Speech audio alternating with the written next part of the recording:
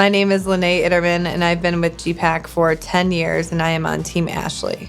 I had a friend that was working for the company at the time that was a friend of the goods that mentioned it to me, and I thought it sounded exciting because it wasn't like a scripted call center, so to speak, situation, so it was interesting to me. Something that was really helpful to me when I started was learning from those who were successful around me and really watching how they were getting interviews arranged and, placements happening and kind of the legwork and really figuring out what it was that they were doing to succeed.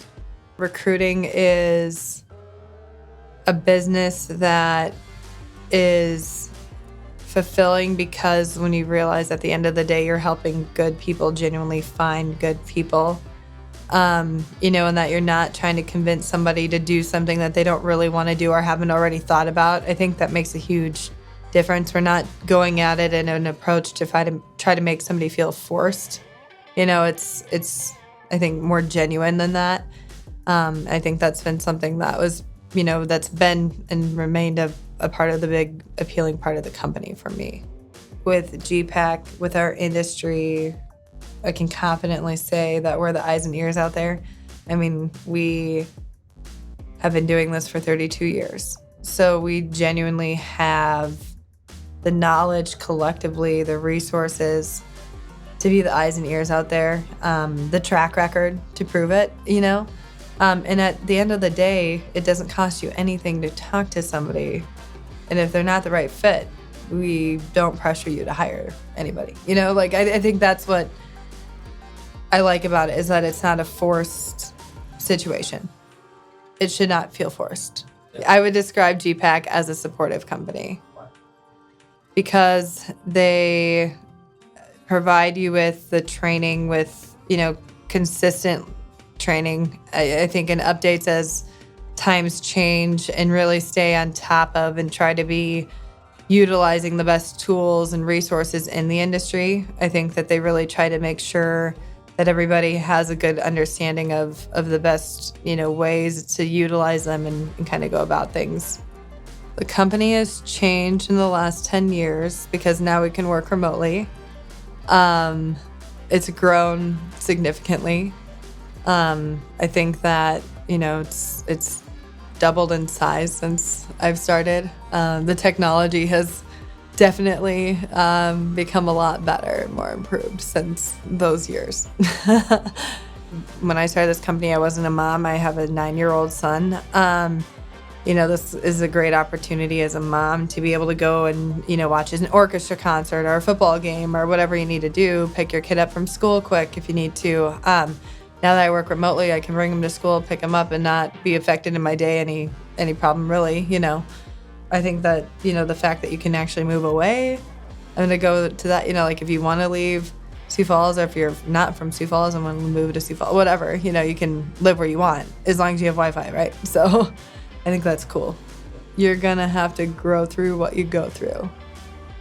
But sometimes, when you're not selling a product, these are people, they change their mind. Sometimes you think that deal's going to come together and it falls apart, but just to remember to stay doing the things that I'm doing, and that will repair itself. As long as you can stay consistent and allow yourself to kind of have the mental break and then get back to it, if that makes sense, to find a balance as best as you can. And you really realize, and you get to the point on your desk when you realize that this is your own business, essentially. You really operate differently, and it doesn't matter what path of walk or life you're at, if you get those clients and you get that consistency, I think that's huge, It kind of took me a few years to realize that. I think the goal setting process is really personal. Honestly, I think it's, you have to have your own personal why,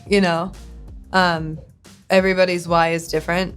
There might be some similarities if people are parents or whatever, but I think you have to have that, and you have to really talk to your coach about that and what those things are for you so that your coach can help you stay accountable, help you stay motivated for those things. I think the skill set that is needed, that's essential for GPAC, is somebody who can be accountable with themselves, be honest with themselves, and be humble with themselves. And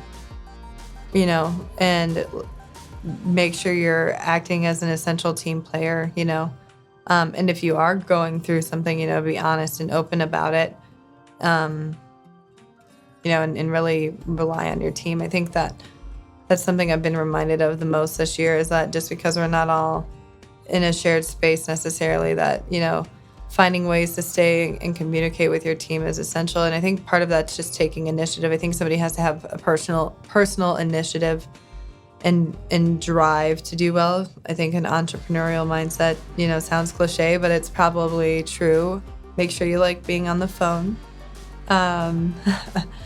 Make sure that you are able to navigate through ups and downs, and unexpecteds.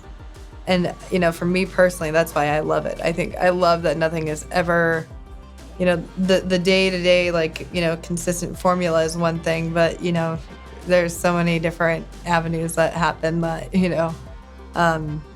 not every day is the same. And I like that not every day is the same.